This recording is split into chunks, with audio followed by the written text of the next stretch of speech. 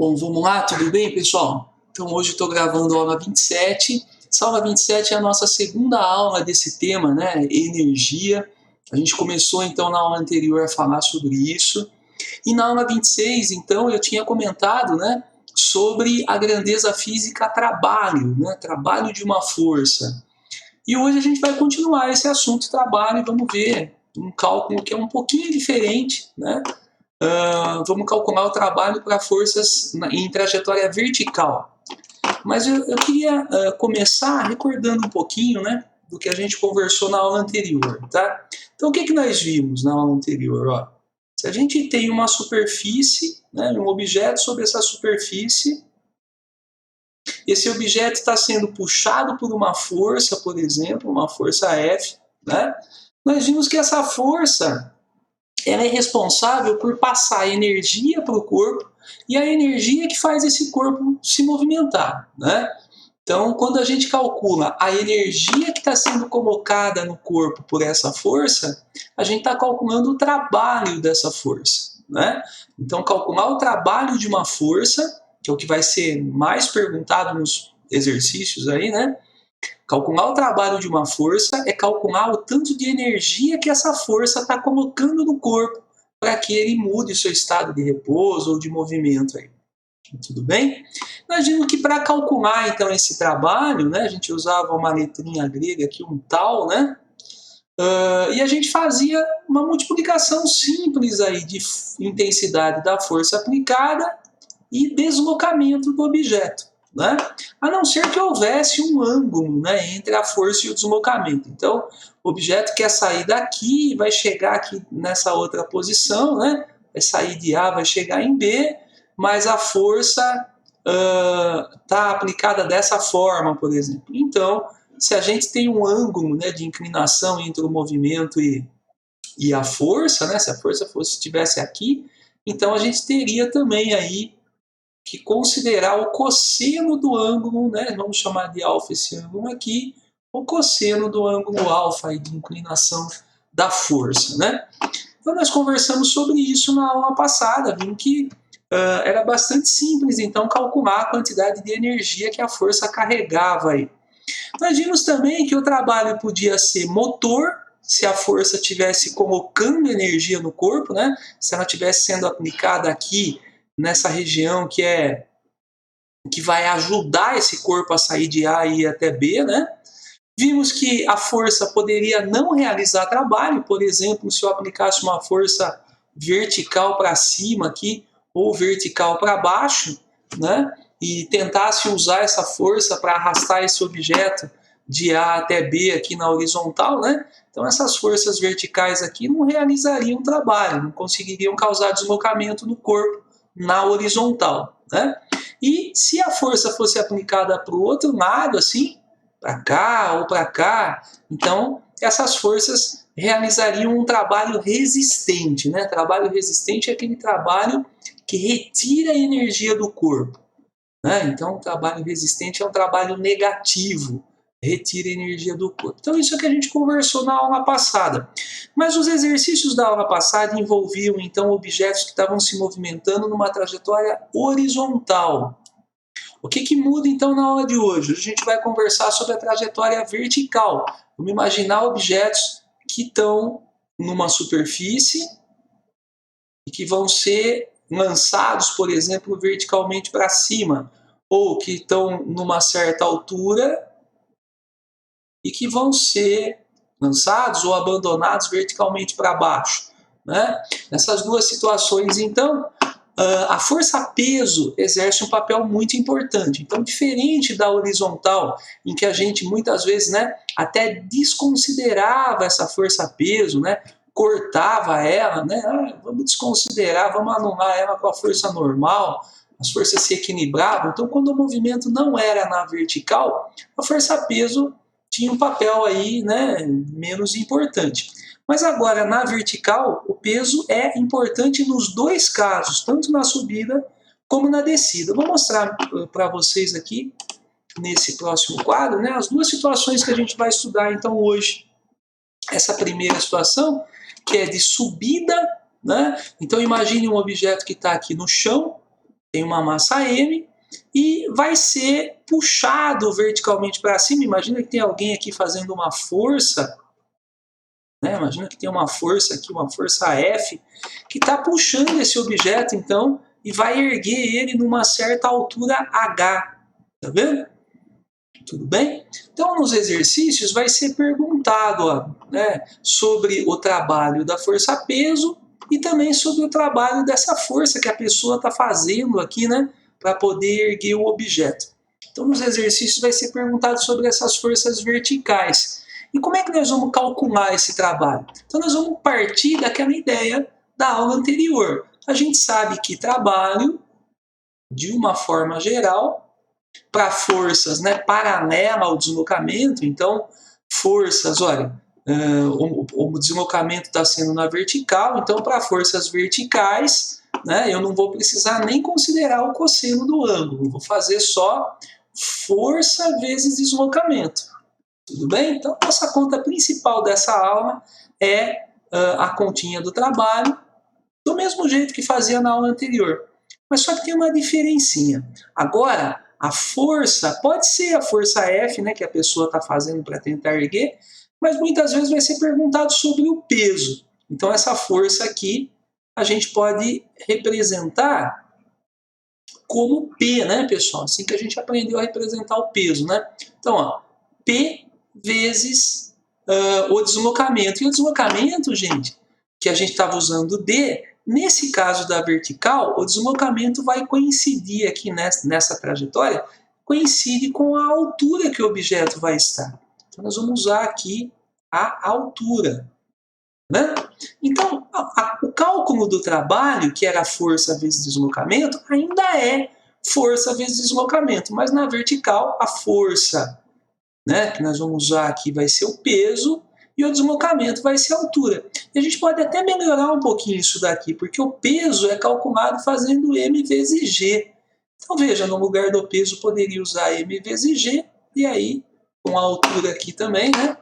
Acrescentando a altura, eu tenho M vezes G vezes H. Essa relação, então, pessoal, é a relação dessa aula, né? A relação mais importante para essa aula. Então, veja, o trabalho da força-peso pode ser calculado por mgh, tudo bem? Mas existe uma diferença entre essa situação de subida e essa situação de descida, que é o seguinte, ó, quando você tenta erguer um objeto, o peso faz um papel aqui de atrapalhar, de retirar a energia, né? O objetivo aqui do peso, o peso vai acabar tirando energia do corpo. Então, essa conta que eu vou fazer aqui, ela deve ser negativa, né? Para mostrar que essa energia que foi calculada, ela saiu do corpo, ela foi perdida, né? Então, negativo. Então, vejam, ó, o trabalho do peso, vamos resumir aqui, o trabalho do peso na hora da descida, da subida, é menos mgh. E se eu quisesse fazer a mesma continha, calcular o trabalho da força-peso, mas quando um objeto está descendo, pessoal, olha aqui, ó, agora o objeto descendo, ele está lá em cima e vai descer até chegar no chão aqui, tudo bem?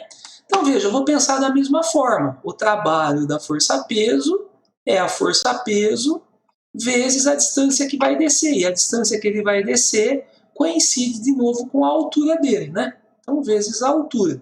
Mas o peso é calculado fazendo mg. Então, mg vezes a altura. Só que nesse caso, o peso está ajudando ele a descer. Vejam que aqui a força-peso está fazendo ele descer aqui, né? É ela que vai fazer aumentar a velocidade desse objeto a cada instante, né? E nas próximas aulas nós vamos ver que essa velocidade do objeto ela mostra a energia que o objeto tem, né? Então, quanto mais ele desce aqui, mais velocidade ele tem. Isso significa que mais energia, né, está se mostrando ali.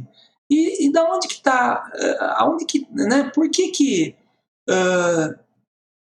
essa energia, né, da onde que está vindo isso daí? Então, nós vamos ver melhor nas próximas aulas, mas, por enquanto, é importante perceber que é a força-peso, né, que está fazendo isso, que está colocando essa energia no corpo na hora que ele desce. Tá tá bom?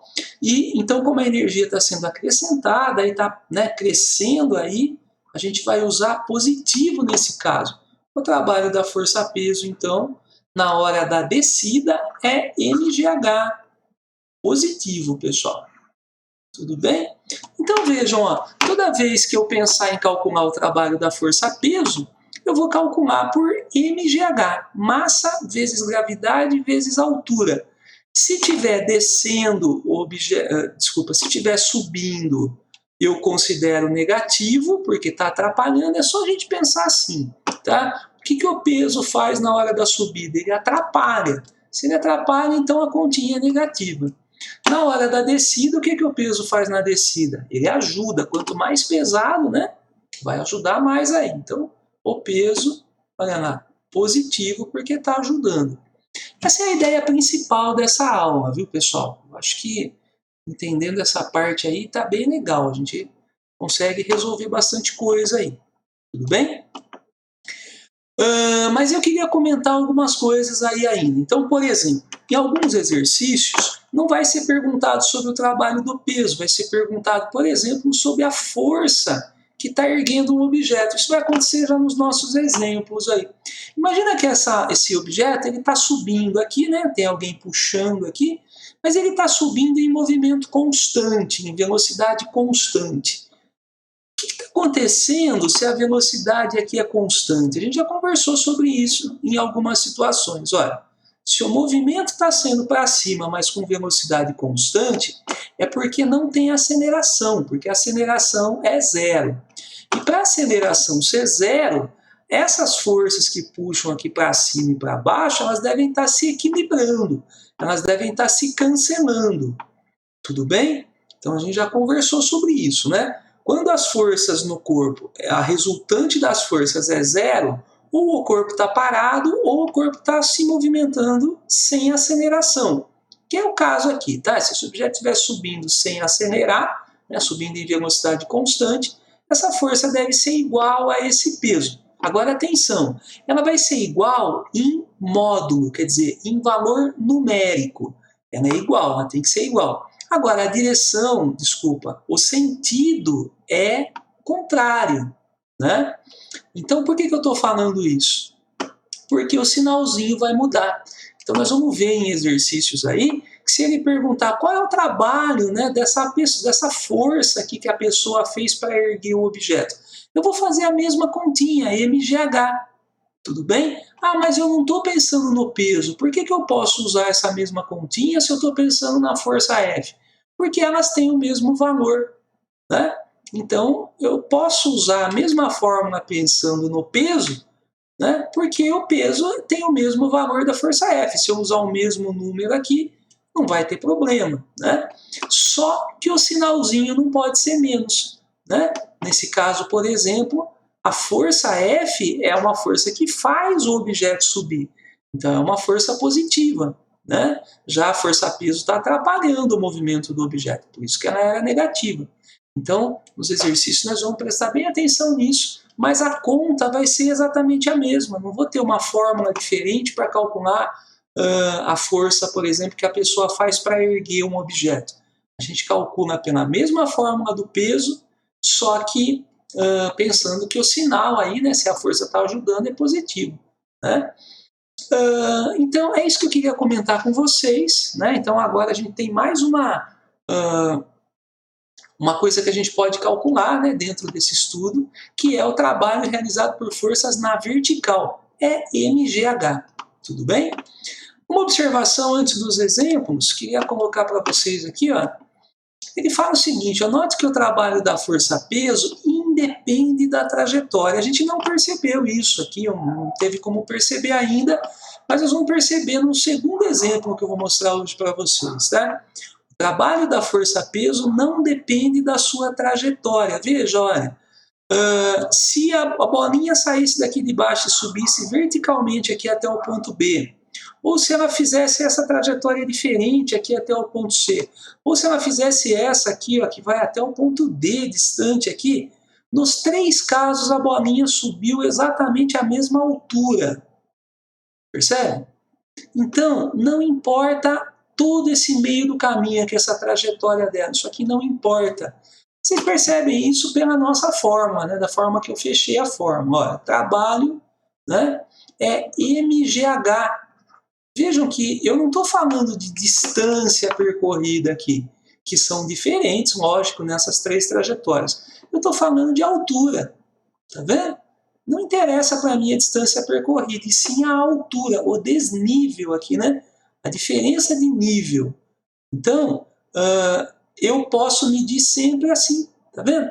A altura só, não interessa o que ele fez. Então, uma criança que está descendo um tobogã, ela pode fazer todo esse movimento, mas só vai interessar para mim a altura aqui da escadinha dela. Tá vendo? Essa altura que eu vou usar para calcular o quanto que essa criança, né, realizou de trabalho, por exemplo, ao descer, né? A força, peso aqui, né?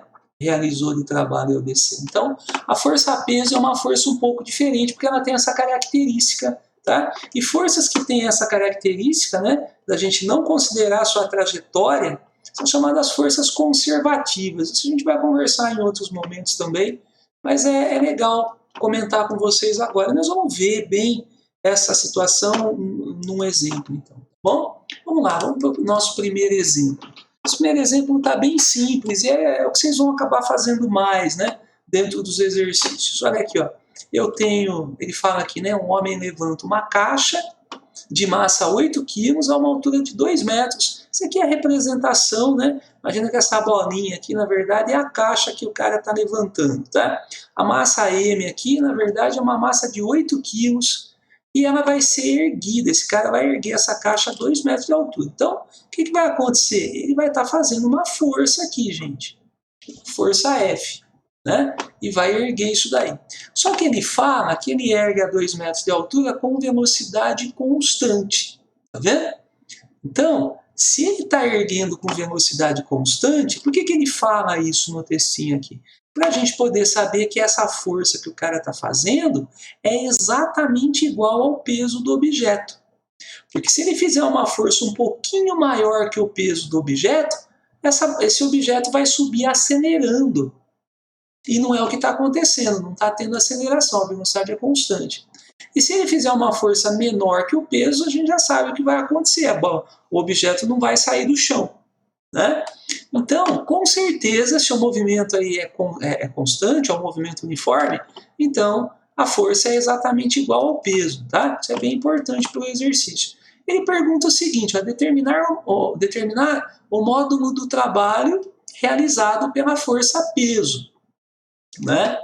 Então ele quer saber aqui o trabalho realizado pelo peso, mas eu vou colocar aqui também, ó, realizado pela força peso e pela força F, a força da pessoa também. Tá bom? Vamos calcular as duas. Então como é que a gente calcula isso daí? Olha, o trabalho é MGH. Então a gente só precisa ver a direção do deslocamento aqui, né, e da aplicação da força. Vejam que tudo está acontecendo na vertical. Então, se está acontecendo na vertical, eu vou calcular trabalhos usando o MGH. Bom, por quê? Olha, o H é o deslocamento e MG é o peso. Ah, mas e se eu quiser calcular a força F? Acabei de comentar com vocês. Não é o mesmo valor? Então, se é o mesmo valor, eu posso usar também MG, apesar de não ser a força F, não ser MG, mas ela tem o mesmo valor, então eu posso usar, tá bom? Agora, atenção, olha, vai ser positivo ou vai ser negativo a minha resposta? Depende do que eu vou calcular. Então, olha, se eu estiver calculando o trabalho do peso nesse probleminha, veja a força-peso aqui, ela está puxando o objeto para baixo, mas o objeto está tentando subir. Está sendo erguido aqui, ó. Ele vai de A até B. Então, a hora que esse objeto está subindo, o peso está tirando energia do corpo, está puxando ao contrário. E aí, essa continha vai ser negativa aqui para o peso. Vamos fazer a continha. Ó. O trabalho da força-peso, então, é menos a massa do corpo, que é 8 quilos, a gravidade, que é 10, e a altura que ele subiu, que é 2. Isso é 8 vezes 2, 16, vezes 10, 160. Então vejam, ó, aqui eu determino em joules, né, que é a forma que a gente viu aí que mede energia no sistema internacional, né?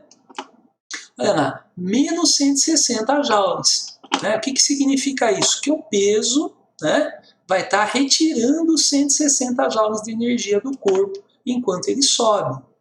Tudo bem? E a força F, vamos lá agora? Vamos calcular aqui, ó, aqui do lado. Então esse aqui foi o cálculo do trabalho do peso, né? Trabalho do peso. Agora o trabalho da força F. Vamos lá? Mesma coisa, ó, o trabalho da força F, como essa força também é vertical, eu calculo fazendo mgh também. O que muda aí? Ah, muda que agora é positivo o meu resultado. Por que é positivo, né, se eu estou pensando na força F? Porque a força F está realmente fazendo o movimento, né? Estou erguendo esse objeto de A até B e é a força F que está fazendo isso. Ela está colocando energia no corpo para que haja esse movimento. Então vejo que nesse caso é lógico, né, que vai ser a mesma coisa. Olha, a massa, né, 8, gravidade 10 e altura 2, mas agora de forma positiva, pessoal. Tá? Esse aqui parece um 5, né, mas é o meu J, tá? 160 joules. Então, é isso, né? No exercício, tem que prestar bem atenção no que ele está perguntando. Então, o trabalho do peso, está atrapalhando? Negativo. Trabalho da força F, se está subindo com velocidade constante, a força F é igual ao peso. Então, o mesmo cálculo, só que está para o outro lado, está ajudando, é positivo, tá bom? Queria mostrar isso para vocês, falar desse caso, porque isso confunde muito aí o pessoal, tá? Uma outra coisa também é que às vezes no exercício, né, esse aqui mesmo, ele fala isso, olha, determinar o módulo do trabalho da força-peso. O que significa módulo do trabalho da força-peso? Módulo é o número sem considerar o sinal, tá bom? Então, módulo é o número. A gente define módulo em matemática numa reta, né? Imagina uma reta numérica, aqui está o zero, aí tem valores aqui, né? 3, por exemplo, aqui está o menos 3. Módulo, por definição, é essa distância aqui de um número até o zero na reta numérica. Vejam que aqui tem 3, mas do menos 3 até o zero também tem 3. Então, o módulo de 3 é 3 e o módulo de menos 3 também é 3. Vocês percebem? Então, módulo, na verdade, é o número, só que sem o sinal. Tá vendo? A gente pode pensar dessa forma. Então, quando ele fala quanto que é o módulo do trabalho da força-peso, eu faço a conta, descubro que o trabalho foi de menos 160, mas em módulo o trabalho é 160. Tá bom? Então, daqui, o módulo do trabalho, ó, trabalho da força-peso em módulo é 160. Então, isso também é legal saber, porque às vezes eu vou procurar um resultado, né, no nosso material lá e vou encontrar sem o sinal. Talvez vocês tenham essa dúvida, mas por que está sem o sinal se o peso é para ser negativo nesse caso? Porque na pergunta, né, foi perguntado aí sobre o módulo, não sobre o trabalho mesmo, mas só sobre o módulo do trabalho. Quer dizer, só sobre o número, sem considerar o sinal. Bom, isso às vezes gera um pouquinho de confusão também. Bom, vamos para o nosso último exemplo, onde eu quero mostrar para vocês essa situação aí, esse caso, né, essa característica da força-peso de ser uma força conservativa, né, de não importar aí o deslocamento. Vejam, ó, eu tenho um objeto aqui num plano inclinado, né, ele está sendo puxado por essa força aqui, sendo puxado, né, para cima aqui, ele vai subir aqui. Ele fala aqui alguns dados, né? O corpo tem uma massa de 4 quilos, tá vendo? Vai ser elevado aí daqui de baixo até lá na parte superior. Ele fala que essa força F, ela fala para desprezar o atrito da superfície, que tem essa força F, que é alguém que está puxando paralela ao plano, né? Fala da gravidade também. E ele quer saber, olha aqui, ó, quanto tem que ser, supondo que aqui, ó, supondo que o atrito seja desprezível, qual é o trabalho, né, realizado por essa força F? Ele quer saber o trabalho dessa força F ao levantar, né, ao puxar esse bloquinho até aqui em cima, tudo bem? Bom, a gente sabe que trabalho é força vezes deslocamento, né? A gente já sabia da aula anterior que trabalho é força vezes deslocamento, se a força for aplicada na direção do deslocamento. E veja que nesse caso, o deslocamento está sendo dessa forma, ó, inclinada, e a força está paralela ao deslocamento, apesar de não ser horizontal, mas a força está na direção do deslocamento, né? Então eu posso pensar desse jeito aqui. Se eu souber quanto que é essa força que está acontecendo aqui e quanto que é o deslocamento, né? Eu posso calcular o trabalho dessa forma. E eu vou calcular dessa forma primeiro. E depois eu vou fazer uma segunda resolução desse exercício para vocês perceberem essa característica conservativa aí do peso. Vamos lá? Primeiro, então, eu vou determinar esse deslocamento. O deslocamento vai ser aqui desse pontinho de baixo até lá em cima. Como é que eu posso conhecer esse deslocamento aqui? A gente pode pensar que isso aqui é um triângulo retângulo, eu conheço os dois catetos dele, eu consigo determinar a hipotenusa usando Pitágoras, né? Vamos começar por aí. Vou fazer uma continha aqui, fazer aqui em cima, ó. Fazer aqui, ó. A hipotenusa ao quadrado é 8 ao quadrado mais 6 ao quadrado. A continha do Pitágoras para a gente achar essa distância, tudo bem? Então a hipotenusa aí deve ser 8 ao quadrado é 64, 6 ao quadrado é 36, juntando eu tenho 100, e o quadrado da hipotenusa aí passa para o outro lado, vira raiz. Eu tenho uma raiz de 100 que é 10. Né? Então, olha, essa distância que vai ser percorrida aqui é de 10 metros. Vamos colocar aqui para lembrar dela. Tudo bem? Beleza, então eu já sei esse deslocamento, mas agora eu tenho que saber também a força que está sendo feita. E ele não dá nenhuma dica aqui, que na verdade ele dá sim uma dica. A dica é a seguinte, ó, ele fala aqui que a força é paralela ao plano, para que o bloco suba com velocidade constante, gente. Falou de novo aqui que a velocidade desse bloquinho é constante. O que tem que ter, o que tem que acontecer para que a velocidade aqui seja constante? Tem que estar acontecendo o cancelamento dessas forças, né? A resultante tem que ser zero para que o bloquinho se movimente em movimento uniforme, tudo bem? Não acelere. Se a força for maior do que as outras ou for a única, vai gerar aceleração. Então, o que eu sei aqui é que deve ter uma força que está cancelando essa força F, está equilibrando com ela para que a velocidade seja constante. E que força é essa? Nós aprendemos na parte de plano inclinado, aí nas últimas aulas, que a força-peso no plano inclinado ela é decomposta em duas partes. Uma parte PY, uma parte PX. Que a parte PY segura o objeto no chão, né, e equilibra com a força normal, e nesse caso nós vamos poder cancelar então essas forças aqui, não é isso que vai importar, o movimento não está sendo nessa direção, né, do PY e da força normal, porque elas estão se cancelando. Mas o PX é que interessa para mim. Veja, o PX é o pedacinho do peso que está tentando puxar para baixo aqui, né? Olha, o bloquinho e está segurando a força F, está equilibrando a força F para que o movimento seja constante, sem acelerar, tá bom? Então eu tenho certeza que essa força F tem a mesma intensidade, o mesmo valor em módulo, né, o mesmo valor numérico do PX. Então, a força F não tem como calcular aqui, não tem informação, mas o PX eu posso calcular, eu já aprendi a fazer isso. Vamos calcular esse PX então primeiro? Veja aqui, ó. PX é o peso vezes, lembra como é que fazia? A gente considerava esse ângulo aqui, vamos chamar de θ esse ângulo aqui, e no caso do PX, né, ficava para fora, lembra disso daí? Aqui está meio difícil da gente perceber isso, nesse desenho, está muito pequenininho aqui, mas é isso, tá, pessoal? Então, esse ângulo aqui, ele é igual a esse, ó. E o PX a gente fazia vezes o seno. Então, vamos usar aqui, ó, o seno de θ. E vamos fazer a continha. Olha aqui, ó, o peso, né, era, vamos fazer aqui do lado, olha, o peso desse bloquinho é mg, né? Então é 4 kg da massa vezes 10 da gravidade, é 40 newtons.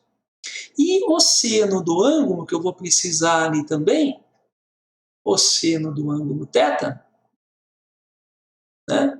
Parece que eu escrevi seno aqui, né? Eu estou escrevendo 100 e o ângulo θ, tá, pessoal? Esse Ozinho aqui é o ângulo θ, tudo bem? Então, o seno do ângulo θ pode ser calculado fazendo o cateto oposto pela hipotenusa. Fizemos isso, né, num exercício anterior, aí, numa outra aula. O cateto oposto aqui ao ângulo é o 6, olha. E a hipotenusa é o 10, inclusive eram os mesmos números, né? Então, ó, isso aqui é 0,6, esse é o seno do ângulo. Agora eu posso calcular Px, veja, Px é 40 vezes 0,6, isso dá 24 newtons, ó. Agora eu sei essa forcinha Px, então, está puxando para baixo aqui com 24 newtons, mas se não está tendo aceleração, é porque essa força F é igualzinha. Então eu vou escrever aqui, ó, a força F ela é igualzinha ao Px, então ela também é 24 newtons. Né? E agora, então, eu consigo calcular o meu trabalho. Veja, o trabalho é força vezes deslocamento, então ele vai ser a força 24, que é o F, ó, 24, né, que é igual ao Px, vezes o deslocamento 10. E fazendo essa continha, eu tenho 240 joules. Né? Esse é o trabalho nesse exercício. Agora, eu não usei aqui, olha, eu usei um monte de coisa, né? Um exercício meio cheio de detalhes, meio elaborado aqui e tal, que eu peguei, e fiz um monte de conta para chegar nesses 240 joules de energia, né? Mas agora, vamos fazer o seguinte, ó, esquece de tudo isso e vamos pensar como a gente pensou no exercício anterior. Veja aqui, ó, se realmente a força-peso é uma força conservativa, então essa trajetória aqui não importa. Eu poderia pensar, então, que esse objeto saiu daqui e subiu até essa altura, quer dizer, subiu 6 metros. Tá vendo? Ó, poderia pensar, vamos pegar aqui um tracejado, ó, né? Aqui está muito bagunçado a coisa, né? Mas eu poderia pensar que esse objeto subiu verticalmente aqui, pessoal. Saiu daqui e subiu até aqui 6 metros. Bom, ou saiu daqui de baixo, ó, e subiu até aqui. Tá vendo? E eu vou calcular quanto de energia, né, o peso retirou, né, ou a força F, nós estamos pensando na força F, né? Quanto de energia essa pessoa que está puxando aí colocou no corpo para ele subir 6 metros. Então, poderia fazer a continha assim, pessoal. O trabalho da força F é mgh, como nós fizemos no anterior, tá vendo? Então, o peso, ele permite a gente fazer isso daí. Tá vendo? Movimentos, né, de subida, eu posso pensar que ele não está subindo assim, que ele está subindo vertical. E aí eu faço o mgh. Olha aqui, ó. O trabalho da força F é a massa do corpo 4, vezes a gravidade 10 e vezes a altura 6. Isso aqui é 6 vezes 4, 24, vezes 10, 240 joules. Veja que eu não precisava ter feito nada disso daqui, tá vendo? Eu quis fazer esse exercício para mostrar para vocês que realmente funciona, tá vendo? A gente pensar nas forças, né, verticais, aí vou erguer um objeto, né, pensar nessa relaçãozinha mgh, né? Pensar só no h, ó, só na altura, e não na distância verdadeira que o objeto andou. Tá vendo? Quando eu calculei a distância verdadeira do objeto, 10 metros, e fui por esse caminho, ficou muito mais trabalhoso o exercício.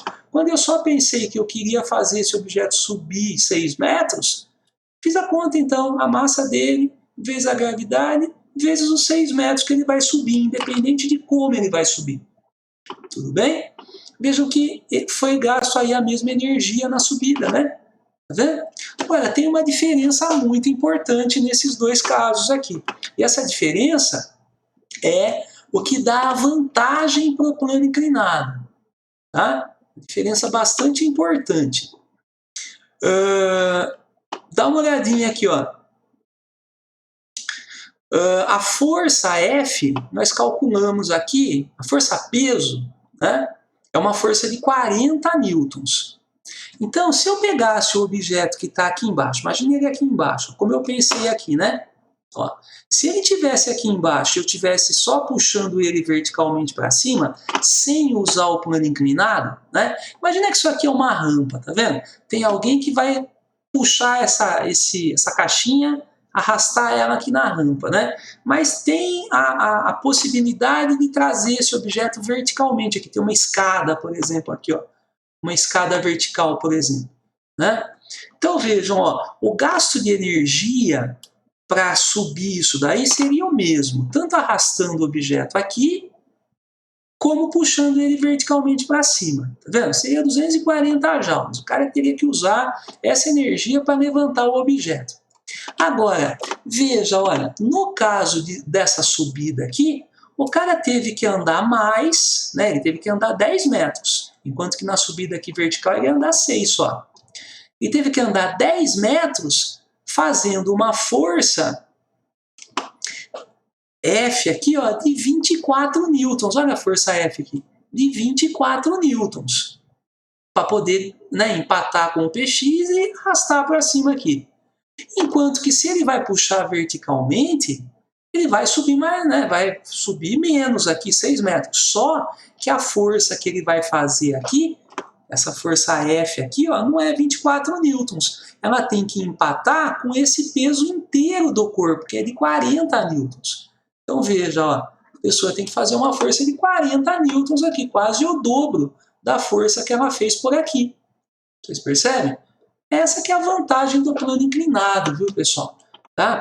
Por isso que existe tanta rampa, né? Para a gente subir desníveis, assim. Toda vez que eu tenho um desnível, né? Tem uma rua aqui, aí tem uma outra rua aqui em cima.